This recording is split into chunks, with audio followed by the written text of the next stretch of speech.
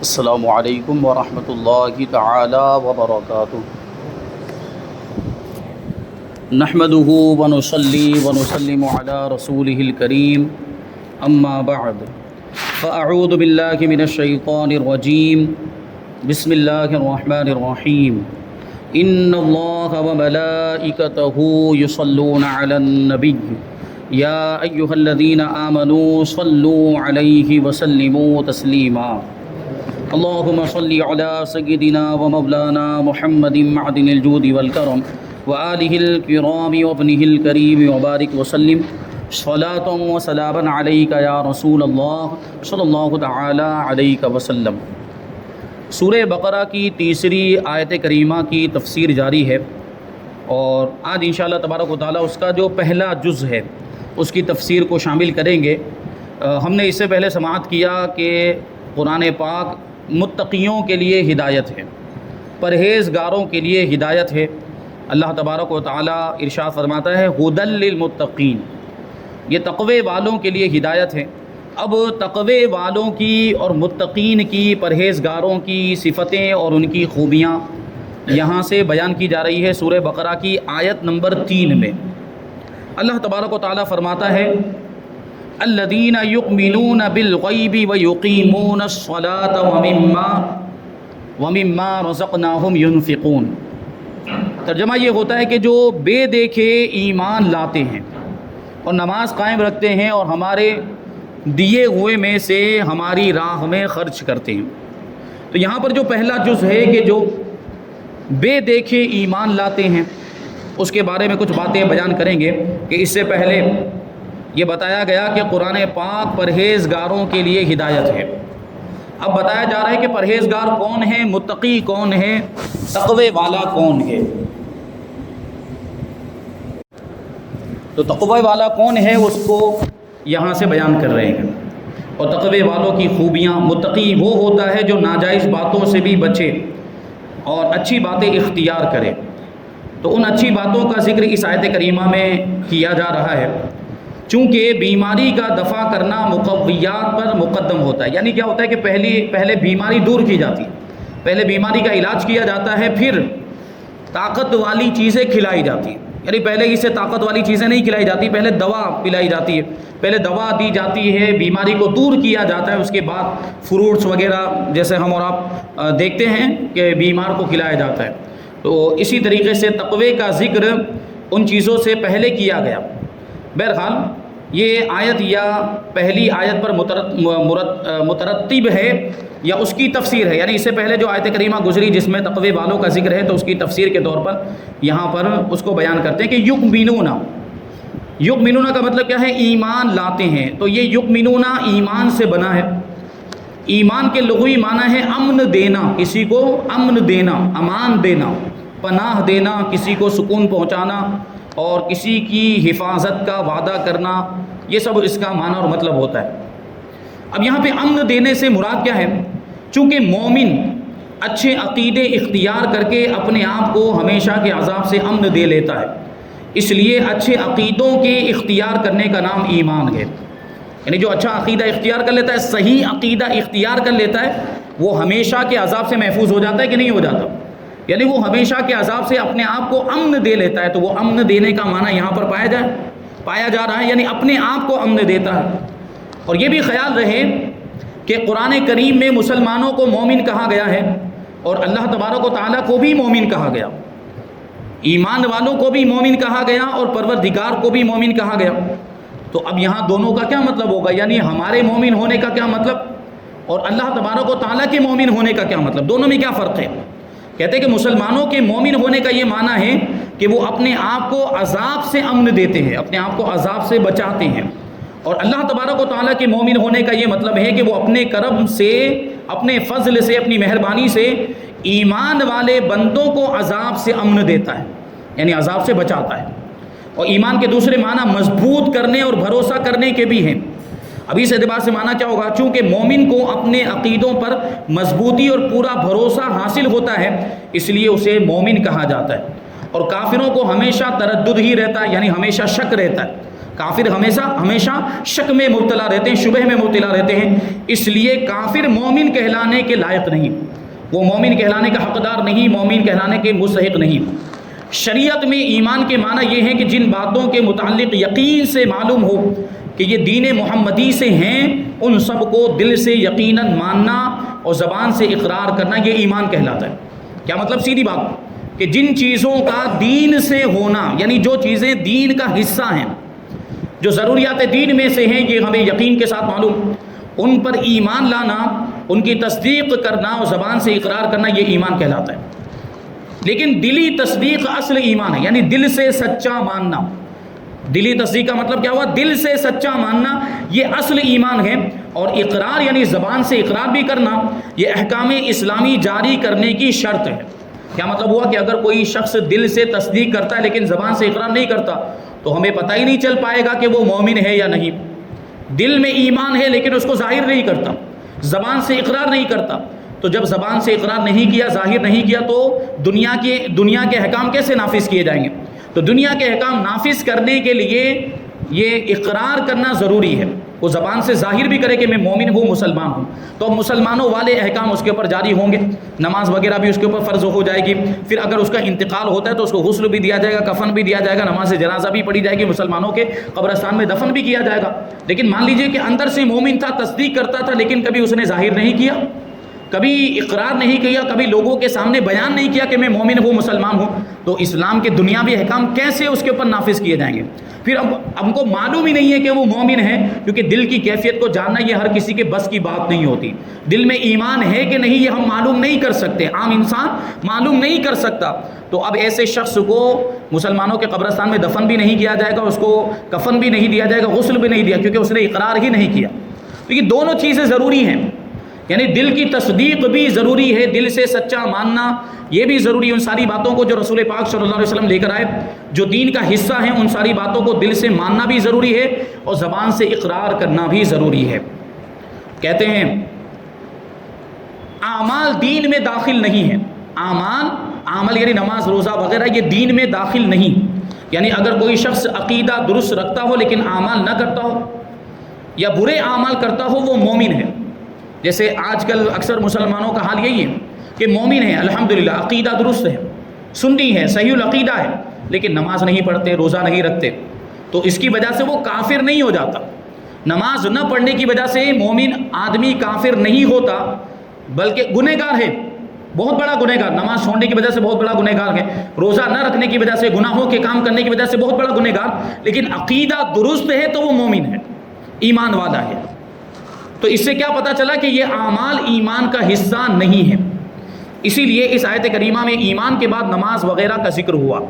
اگر اعمال ایمان کا جز ہوتے، ایمان کا حصہ ہوتے، تو ایمان کے بعد اعمال کے بیان کرنے کی ضرورت نہیں تھی، یعنی صرف اتنا کہہ دیتے کہ وہ ایمان لاتے ہیں، بن دیکھے ایمان لاتے ہیں، غیب پر ایمان لاتے ہیں، چھپی ہوئی چیزوں پر ایمان لاتے ہیں، تو اسی میں سارے اعمال بھی آ جاتے اگر اعمال ایمان کا حصہ ہوتے تو، لیکن اعمال ایمان کا حصہ نہیں ہے، اس لیے اعمال کا ذکر الگ سے کیا جا رہا ہے۔ وَيُقِيمُونَ الصَّلَاةَ، اور نماز قائم کرتے ہیں اور اللہ کی راہ میں خرچ کرتے ہیں، تو اس سے پتہ چلا کہ اعمال ایمان کا حصہ نہیں۔ لہٰذا شرابی، چور، زنا کرنے والا اور دیگر برے کام کرنے والے لوگ اگر عقیدہ درست رکھتے ہوں تو وہ یقیناً مومن ہیں، اور اگر نمازی پرہیزگار شخص کے عقیدے بگڑ گئے ہوں تو وہ کافر ہیں، یعنی کفری عقیدہ اختیار کر لیا، اب اگرچہ جتنی چاہے نمازیں پڑھ لے، اس کی نمازوں کا کوئی فائدہ نہیں، وہ کافر ہو جائے گا کفری عقیدہ اختیار کرنے کی وجہ سے۔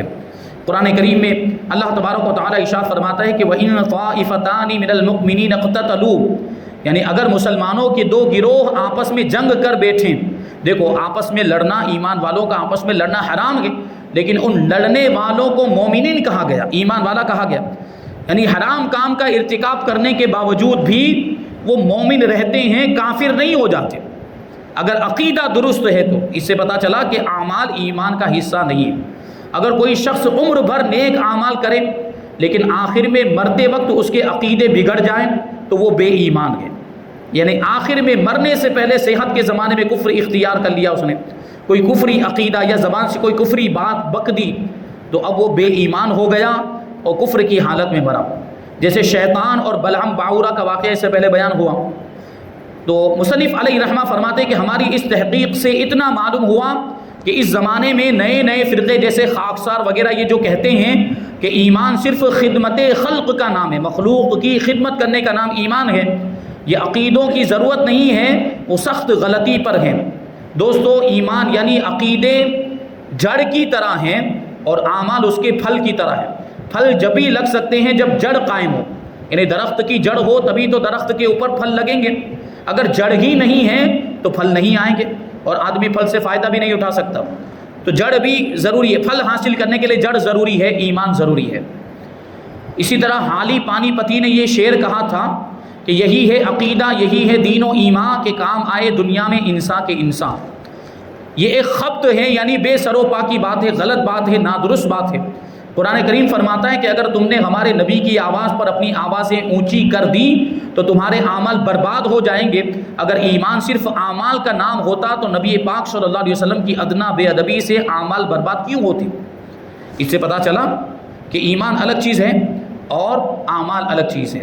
اس کا مطلب یہ نہیں ہے کہ مومن کو اعمال کی ضرورت نہیں، نیک اعمال بہت ضروری چیزیں ہیں۔ جو شخص عقائد درست کر کے اپنے اعمال نہ سنبھالے یعنی برے اعمال کرے، وہ ایسا ہے جیسے کہ درخت لگا دیا اب اس کے پھل نہ کھائے، یعنی ایمان تو ہے لیکن ایمان سے فائدہ نہیں اٹھا پا رہے۔ ایمان کا اصل فائدہ یہی ہے کہ ایمان کے تقاضوں کو پورا کرے، یعنی نیک اعمال بھی کرے، اچھے اعمال بھی کرے، گناہوں سے بچے بھی، نمازوں کی پابندی بھی کرے، روزہ بھی رکھے، جو اللہ کے احکام ہے اس پر عمل کرے۔ تو یہ ایمان کا تقاضا ہے۔ اب یہاں پہ ایک بات بیان کر رہے ہیں کہ اسلام اور ایمان میں فرق کیا ہے۔ اسلام کے معنی ہے سجدے میں سر رکھنا یعنی اطاعت کرنا۔ اسلام میں ظاہر کرنا معتبر ہے، یعنی اسلام میں ظاہر کرنا، ظاہر ہونا چاہیے، اسلام جو ہمارا ہے وہ ظاہر ہونا چاہیے۔ اور ایمان چھپی ہوئی چیز ہے، اس کا تعلق دل سے ہے۔ اگر کسی کے عقائد درست نہ ہو لیکن وہ اپنے آپ کو مومن ظاہر کرتا ہو جیسے منافقین، تو وہ مسلم ہوگا، مومن نہیں ہوگا۔ یعنی ظاہری اعتبار سے مسلمان، دل کی کیفیت ہمیں نہیں پتہ کہ اندر کیا ہے، اندر سے وہ مومن ہے کہ نہیں، کیونکہ مومن کا ایمان کا تعلق دل سے ہوتا ہے، دل کی کیفیت ہر کوئی نہیں جان سکتا۔ وہ اپنے آپ کو مسلمان ظاہر کرتا ہے تو مسلمان مانیں گے، لیکن اگر اس کے دل میں ایمان نہیں ہے تو وہ مومن نہیں ہے، وہ اللہ کی بارگاہ میں اس کے اور اللہ کے درمیان کا معاملہ ہے۔ ایسے ہی اگر کوئی شخص ایمان لے آیا مگر اس کو اپنے ایمان کے ظاہر کرنے کا موقع نہیں ملا تو وہ مومن تو ہوگا لیکن مسلم نہیں ہوگا۔ جس شخص کے عقائد بھی درست ہے اور اقرار بھی کرتا ہو لیکن اعمال خراب ہو تو وہ فاسق ہے، گنہگار ہے۔ اس کے اعمال بھی درست ہوں تو وہ متقی ہے۔ خیال رہے کہ جاننا پہچاننا اور ہے اور ماننا کچھ اور ہے۔ حضور کو جاننے پہچاننے کا نام ایمان نہیں، ماننے کا نام ایمان ہے۔ کہ یہودی بھی جانتے پہچانتے تھے، قرآن پاک میں اللہ تعالیٰ ارشاد فرماتا ہے یعرفونہ کما یعرفون ابناءہم، کہ وہ حضور پاک صلی اللہ علیہ وسلم کو ایسے جانتے تھے جیسے اپنے بیٹوں کو جانتے۔ یعنی آسمانی کتابوں کے اندر حضور پاک صلی اللہ علیہ وسلم کی علامتیں، نشانیاں، حضور کے اوصاف بیان کیے گئے تھے جس سے وہ حضور پاک صلی اللہ علیہ وسلم کو جانتے پہچانتے تھے کہ نبی آخر الزماں ایسے ایسے ہوں گے۔ اور حضور صلی اللہ علیہ وسلم کو دیکھا تو وہ ساری علامتیں، ساری نشانیاں حضور پاک صلی اللہ علیہ وسلم کے اندر پائی تو جان لیا، پہچان لیا، لیکن مانا نہیں، اور نہ ماننے کی وجہ سے مومن نہیں ہوئے۔ تو جاننا پہچاننا کافی نہیں ہے، ماننا ضروری ہے، ماننا ضروری، اور ماننے کا نام ہی ایمان ہے۔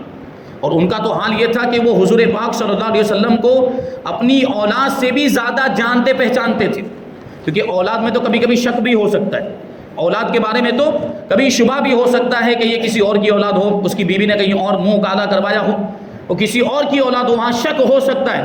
لیکن حضور پاک صلی اللہ علیہ وسلم کے اوصاف، آپ کی علامتیں، نشانیاں آسمانی کتابوں کے اندر بیان کی گئی تھی جن کی وجہ سے ان کو یقین تھا، یقین کے ساتھ جانتے پہچانتے تھے، اور یہ ان کو یہ بات معلوم ہو چکی تھی کہ وہی حضور پاک صلی اللہ علیہ وسلم ہی نبی آخر الزماں، یہ جان گئے تھے۔ اور جو علامتیں آسمانی کتابوں کے اندر بیان کی گئی، جن نبی کی بیان کی گئی وہ یہی نبی ہیں، لیکن حسد کی وجہ سے، جلن کی وجہ سے اور سرداری چھین جانے کے خوف کی وجہ سے، مال و دولت کی لالچ میں انہوں نے حضور پاک صلی اللہ علیہ وسلم کو نہیں مانا، یعنی جاننے کے باوجود نہیں مانا۔ تو صرف جاننا کافی نہیں، اس سے کیا پتہ چلا کہ صرف جاننا اور پہچاننا کافی نہیں ہے بلکہ ماننا ضروری ہے۔ تو یہودی مانتے نہیں تھے اس لیے وہ مومن نہیں۔ کفار مکہ حضور کو پہچانتے تھے مگر کافر رہے کیونکہ مانتے نہیں تھے۔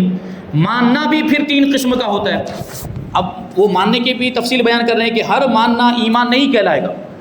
کبھی ماننا کیسا ہوتا ہے؟ کبھی ماننا ڈر کی وجہ سے ہوتا ہے، کسی نے ڈرایا تو مانا، یا کبھی لالچ کی وجہ سے ماننا پایا جاتا ہے، اور کبھی دل سے محبت ہوتی ہے اس وجہ سے آدمی مانتا ہے۔ اب یہاں پہ کون سا ماننا مراد ہوگا؟ ظاہر سی بات ہے دل سے محبت کی وجہ سے ماننا، ڈر کی وجہ سے نہیں یا لالچ کی وجہ سے نہیں۔ تو کہتے ہیں کہ پہلے دو ایمان نہیں، یعنی ڈر کی وجہ سے ماننا یا لالچ کی وجہ سے ماننا یہ ایمان نہیں، کہ منافق بھی ڈر اور لالچ کی وجہ سے مانتے تھے۔ کیا مطلب ہوا؟ کہ اپنے آپ کو مومن ظاہر کرتے تھے ڈر کی وجہ سے۔ ڈر کیا تھا ان کو؟ کہ اگر اپنے آپ کو مومن ظاہر نہیں کریں گے تو سزا کے مستحق ہو جائیں گے اور ان کو قتل کر دیا جائے گا، یہ ڈر تھا ان کو۔ اور لالچ کس چیز کی تھی؟ مال غنیمت کی لالچ تھی، کہ اگر ایمان والا ظاہر کریں گے اپنے آپ کو تو دولت ملے گی، دنیا کی دولت اور مال ملے گا، اور اس لالچ میں اپنے آپ کو مومن ظاہر کرتے تھے، اور اندر سے وہ کافر تھے، اس لیے وہ مومن نہیں۔ محبت سے ماننا ہی ایمان ہے۔ حقیقت میں ماننا کون سا معتبر ہے یہاں پر؟ محبت سے ماننا ایمان ہے، اور یہی یہاں پر مراد ہے، محبت سے مانا جائے، دل سے مانا جائے۔ اب چونکہ یہاں پر ایک لفظ آیا ہے وہ ہے غیب، غیب پر ایمان لاتے ہیں، تو اس کی تفسیر بیان کرتے ہیں۔ غیب کا معنی غائب یعنی چھپی ہوئی چیز، اور اصطلاح میں غیب وہ چیز کہلاتی ہے جو کہ ظاہری اور باطنی حواس اور عقل سے چھپی ہوئی ہو، یعنی نہ تو آنکھ، ناک، کان وغیرہ سے وہ چیز معلوم ہو سکے، نہ غور و فکر کرنے سے عقل میں آ سکے، اس کو غیب کہا جاتا ہے۔ اب غیب بھی دو طرح کا ہوتا ہے، ایک وہ جس پر کوئی دلیل قائم نہ ہو، کوئی بھی دلیل قائم نہ ہو، جیسے کسی کی موت کا وقت، کہ کسی کی موت کب آئے گی، کون کب مرے گا، یہ ایک غیب ہے، چھپی ہوئی چیز ہے، ہمیں معلوم نہیں، اور اس پر کوئی دلیل بھی موجود نہیں کہ جس دلیل کے ذریعے اس کو جان لیا جائے۔ کوئی دلیل موجود ہے کہ کون کب مرے گا؟ اس کی کوئی دلیل نہیں ہے ہمارے پاس۔ اور قیامت کے آنے کی تاریخ، کہ قیامت کون سی تاریخ میں آئے گی، یہ بھی ہمیں نہیں معلوم۔ تو یہ بھی ایسا غیب ہے جس پر کوئی دلیل نہیں۔ پیٹ کے بچے کی تحقیق، کہ پیٹ میں بچہ لڑکا ہے یا لڑکی ہے، زندہ ہے یا مر گیا ہے، یہ بھی بغیر اللہ تبارک و تعالیٰ کے بتائے یا کسی واسطے اور ذریعے کے معلوم نہیں ہو سکتا۔ یہ چیزیں دلائل سے بھی معلوم نہیں ہو سکتی، اور اسی کا نام ہے مفاتیح الغیب، غیب کی چابیاں۔ اسی کے بارے میں قرآن پاک میں اللہ تعالیٰ ارشاد فرماتے ہیں اِنَّهُ مفاتیح الغیب، یعنی اللہ تبارک و تعالیٰ کے پاس ہی غیب کی چابیاں ہیں۔ اور غیب کی چابی کا مطلب کیا ہوا؟ کہ اللہ تبارک و تعالیٰ سارے غیب کا جاننے والا ہے، اور اس کے سوا کوئی بھی غیب کی باتیں نہیں جان سکتا اس کے بتائے بغیر۔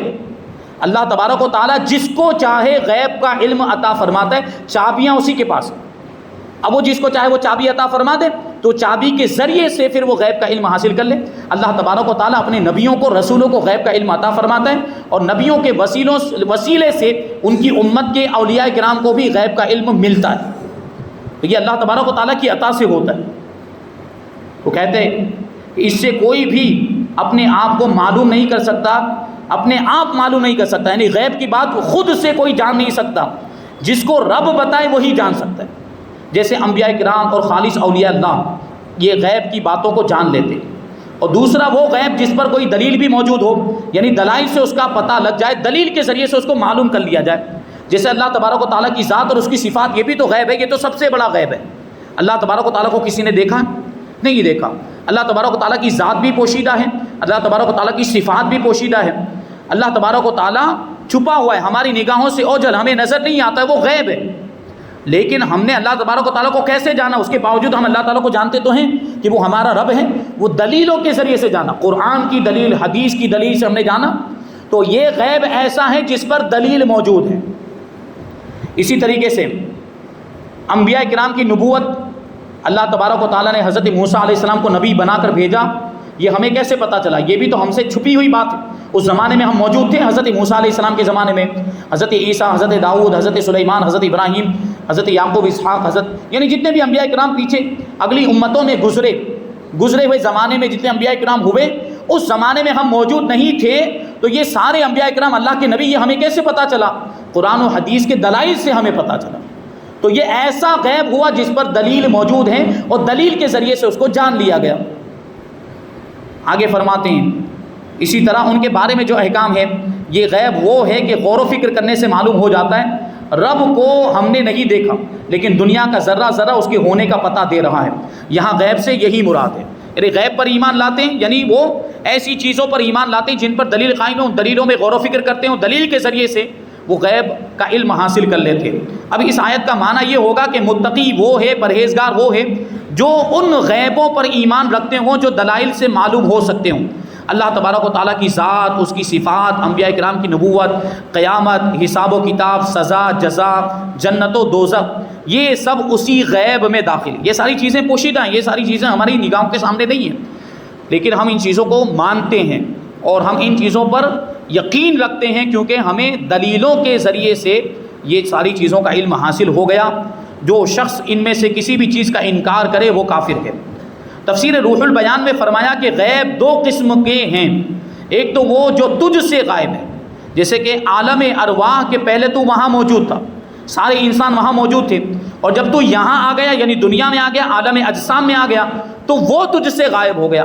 یعنی عالم ارواح ہم سے غائب ہو گیا کہ نہیں ہو گیا؟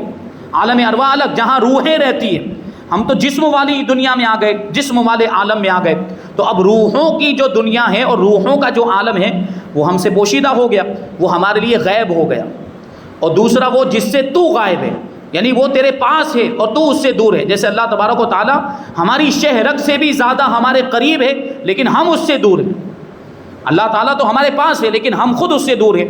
وہ شاعر فارسی میں کہتا ہے کہ یار نزدیک تر از من بمن است وی عجب تر کے من ازوے دورم، کہ اللہ تبارک و تعالیٰ، یار مطلب پروردگار تو مجھ سے بھی زیادہ قریب ہے، لیکن میں تعجب کی بات تو یہ کہ میں خود ہی اس سے دور ہوں۔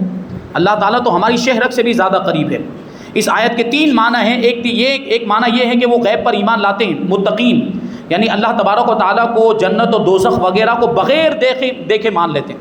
الحمدللہ ہمارا بھی یہی حال ہے کہ ہم نے جنت و دوزخ وغیرہ کو دیکھا نہیں لیکن پھر بھی ایمان رکھتے ہیں۔ جنت موجود ہے اس پر ہمارا عقیدہ ہے، دوزخ موجود ہے اس پر بھی ہمارا عقیدہ ہے، حساب و کتاب ہونے والا ہے، گنہگاروں کو سزا ملے گی، کافروں کو جہنم میں ڈالا جائے گا اور ایمان والے جنت میں جائیں گے، یہ سب باتیں، حشر و نشر وغیرہ، میدان محشر میں جمع ہونا ہے، یہ ساری باتیں ہم یقین رکھتے ہیں، ان پر عقیدہ ہے، ہمارے ایمان کا حصہ ہے، جبکہ ہم نے ان ساری چیزوں کو دیکھا نہیں ہے۔ تو اس کا یہ مطلب ہوا۔ اور دوسرا یہ معنی ہوا کہ وہ غیب یعنی دل سے ایمان لاتے ہیں۔ زبان ظاہر ہے اور دل چھپا ہوا ہے، دل ظاہر نہیں ہے، دل نظر نہیں آتا۔ وہ غیب سے ایمان لاتے ہیں یعنی دل سے ایمان لاتے ہیں۔ زبان سے تو منافقین بھی ایمان لائے تھے مگر وہ قبول نہیں، کیونکہ دل سے مومن نہیں تھے۔ منافق کا مطلب یہ ہوتا ہے کہ اپنے آپ کو مومن ظاہر کرے، اپنے آپ کو مومن بتائے لیکن اندر سے کافر ہو، دل میں اس کے ایمان نہ ہو، دل میں کفر ہو۔ تو حقیقت میں ایمان والا کون ہے؟ جو دل سے ایمان لائے، کیونکہ وہ غیب یعنی دل سے ایمان نہیں رکھتے تھے جو منافقین تھے۔ اور تیسرا معنی یہ ہوا کہ غیب میں یعنی مسلمانوں کے پیچھے بھی ایمان لاتے ہوں، پیٹھ کے پیچھے بھی مومن ہو۔ منافقین مسلمانوں کے سامنے تو کہہ دیتے تھے کہ ہم ایمان لے آئے، مگر آپس میں جب تنہائی میں کافروں کے ساتھ ہوتے تھے، کافروں سے ملتے تھے تو کہتے تھے کہ ہم تو تمہارے ساتھ ہیں، یعنی پھر کافروں کے ساتھ ہم نوائی کا اظہار کرتے تھے اور یہ کہتے تھے کہ معاذ اللہ ہم تو مسلمانوں کے ساتھ مذاق کرتے ہیں، ان کے ساتھ استہزاء کرتے ہیں، وہ تو بس ایسے ہی ان کو بتانے کے لیے اور دنیا کے اسلامی احکام سے بچنے کے لیے ہم ایسا کرتے ہیں۔ تو اس میں یہ فرمایا گیا کہ مومن وہ ہے جو کہ ہر حال میں یعنی مسلمانوں کے سامنے بھی اور مسلمانوں کے پیچھے بھی ایمان والا ہو، مسلمانوں کے سامنے بھی اپنے آپ کو مومن کہتا ہو اور مسلمانوں کے پیچھے اگر کافروں کے پاس بھی جائے تو کافروں کے سامنے بھی اپنے ایمان کو ظاہر کرے اور کافروں کے سامنے بھی اپنے آپ کو مومن کہے، تو حقیقت میں ایمان والا وہ ہے۔ بہرحال یہاں پہ اور کچھ باتیں ہیں، اس آیت کریمہ سے بہت سارے فوائد بھی معلوم ہوتے ہیں، انشاءاللہ تبارک و تعالیٰ وہ ساری باتیں ہم آئندہ درس میں شامل کریں گے۔ اللہ تبارک و تعالیٰ کی بارگاہ میں دعا ہے کہ جو کچھ بھی بیان ہوا اس پر ہم سب کو عمل کرنے کی توفیق عطا فرمائے اور نور قرآن سے ہم سب کے دلوں کو روشن اور منور فرمائے۔ وما علینا الا البلاغ۔